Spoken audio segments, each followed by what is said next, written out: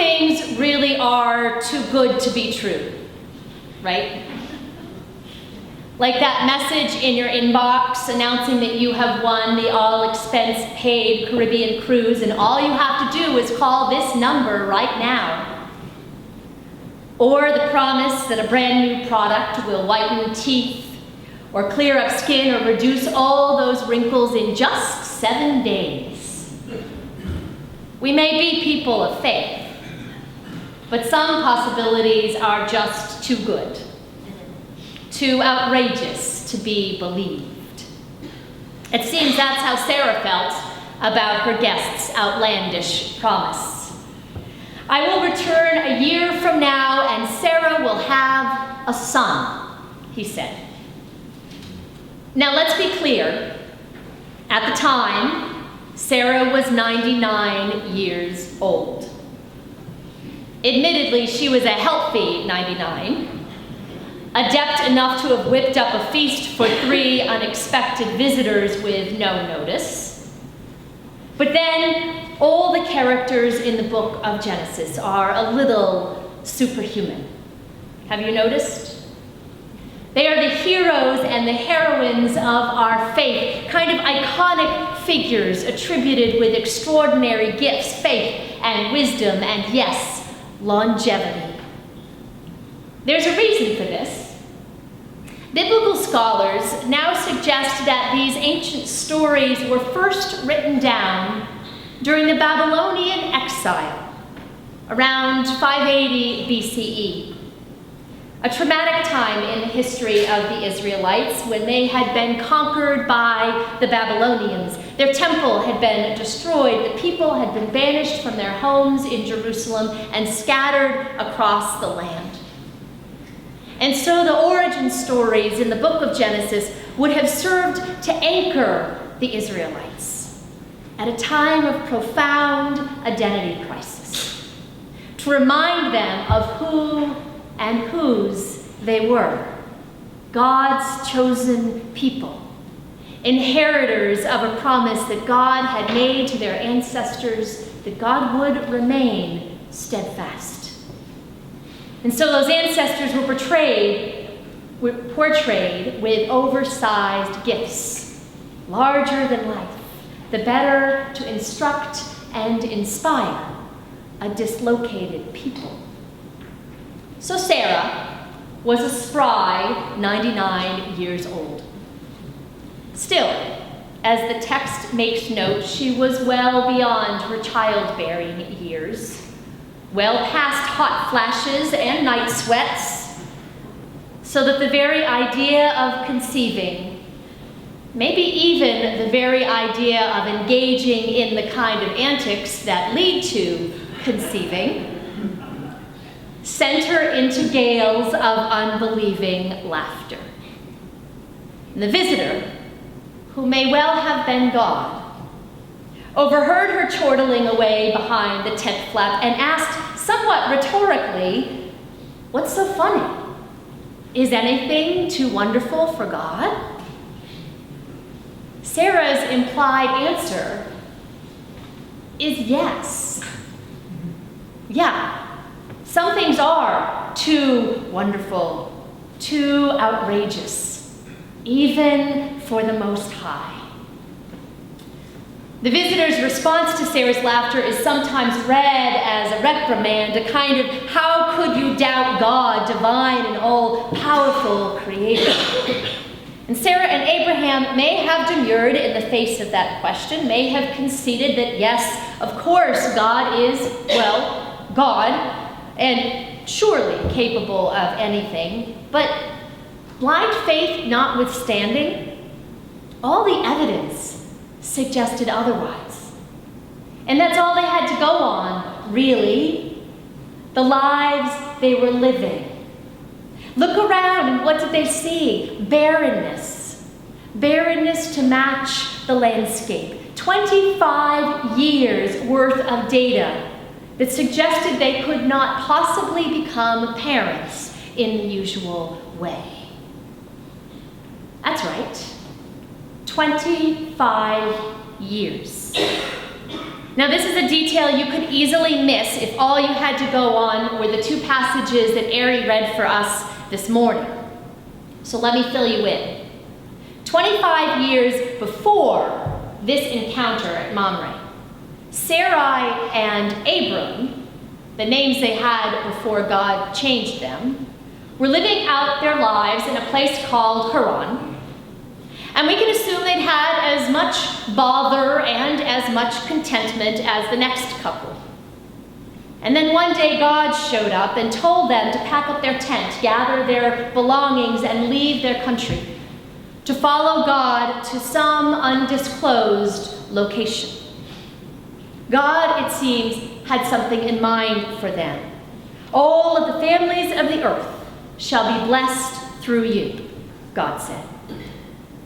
It was on that occasion that God first promised Abram and Sarai that they would become the parents of a great nation. They were 75 years old when that epic adventure began. And it wasn't the last time God would promise them children. Check out chapter 13, chapter 15, chapter 17. Nor was Sarah's reaction unique. Shortly before the arrival of those three messengers, God appeared yet again to Abraham and informed him that Sarah would soon conceive. And Abraham, he fell over on the ground laughing. Some promises are just too outlandish, too unattainable, too wonderful to believe. Except then we skip ahead to chapter 21. And Sarah does indeed give birth to a bouncing baby boy. A boy named Isaac, or Laughter, with chubby cheeks and brown skin and sparkling eyes that must have been God's way of saying, I told you so. It's the best kind of story. The one in which the protagonists really do win the lottery. But friends, here's what I wonder. I wonder what the story has to say about how we live in the meantime. We got the promise and the birth announcement all in one morning today, but most of the time we live between the promise and the promise fulfilled. So how did Abraham and Sarah endure those 25 years? What does it mean to wait on God, to live through a long season of barrenness? How do you say, be patient, God can be trusted, to people who have lost everything in Hurricane Dorian, who are waiting without response for even a fraction of the hospitality that Abraham extended to those three strangers in the desert? How do you say new life is coming to refugees who have languished in temporary camps for decades, where infants have grown into adults still waiting for a chance to return to their homes or to settle someplace new? How do you say, have faith, to black and brown children in our own country who are attending underfunded schools in under-resourced neighborhoods, children still waiting to benefit from the equal education promised to them by Brown versus Board of Education, while wealthy neighbors in surrounding districts decline to share what they have? How do you say, hold on, to a man waiting for a kidney transplant, to the mother waiting for a call from her estranged son, to a sister waiting for her brother to get sober, to the transgender man waiting finally for acceptance? When our hearts or our very lives are on the line, when oppressive forces or devastating circumstances arrest us in our tracks, waiting can seem interminable. And so we join the exiled Israelites who cried out, "How long, O God? How long must we wait?" It's a line that shows up no fewer than a dozen times in the Psalms. How long before you hear our cries, before you notice our suffering, before you do something, oh God? When will you finally make good on your promise? The first time God called Abraham and Sarah, it was to notify them that God had a plan, that they would become the parents of a great nation and all the people would be blessed through them. This was to be their vocation. They were to be blessed so that they could be a blessing. But here's the thing. Abraham and Sarah didn't bless anyone on day 1, or probably on day 2. On the contrary, Abraham stumbled through those first many years, trying, failing, forgetting God's promises, and sometimes behaving badly. Abraham and Sarah had to practice being a blessing, had to learn how to live out their call.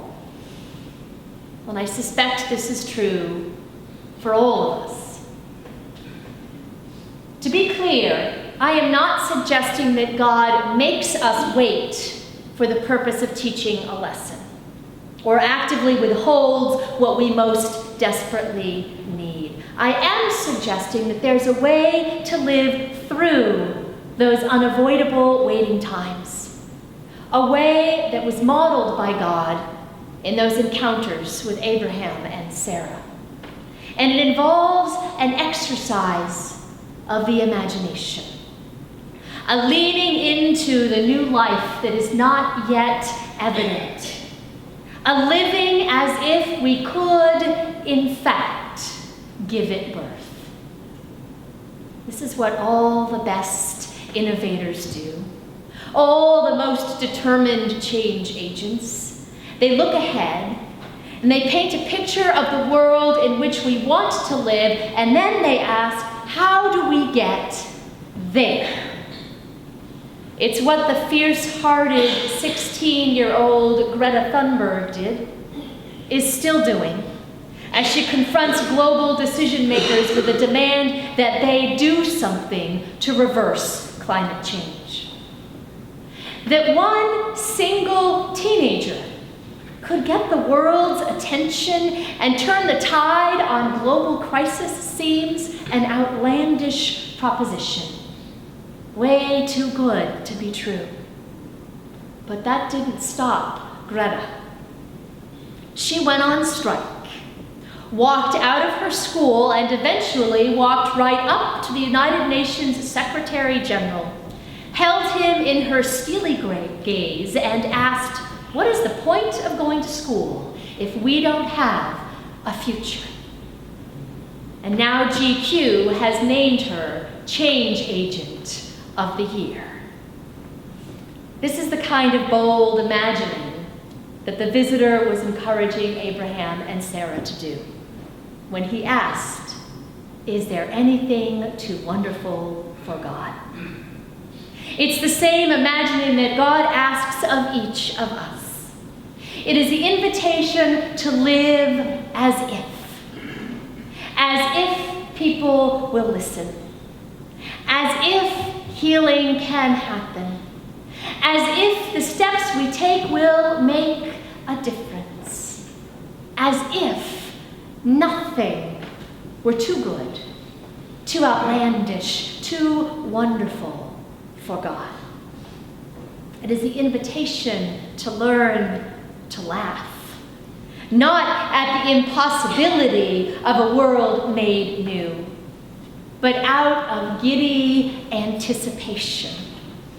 To laugh with Sarah until everyone who hears laughs with us. Hope, you may have heard it said, is believing despite the evidence and then watching the evidence change. Not to put too fine a point on it, But Abraham and Sarah had to engage in some antics of their own before God's promise of progeny could come to fruition. Because you can't win if you don't play. The Reverend Susan Townsley taught me about the power of playfulness. The power to unleash ways of thinking and being in the world, to shake us loose from our stuck places and conceive strategies to transform barren places in our lives. She calls it blue sky thinking, and we'll be doing some of it together when we gather for our all-church retreat on September 28th. Beloved people of God, we spend most of our time in the waiting place, between the promise and the promise fulfilled. And so we tell the story of Isaac, the laughing child, again and again, to remind us that God is indeed steadfast and will surely bring forth new life, perhaps when we least expect it, when it seems furthest from our reach. In the meantime, we are called to practice living as if we could extend enough hospitality, defend the displaced, educate all the children, practice generosity, join the change agents. Maybe even as if we are already in labor with something God-inspired, life-transforming. Because surely nothing is too wonderful for God. And so trusting our God-given creative capacity to call newness out of every barren place, aided by the Holy Spirit, let us ask the Holy One to bless all our efforts, to inspire our vision, to bear us up, to launch us forward, and when the time comes, to give us the strength to push. Thanks be to God. Amen.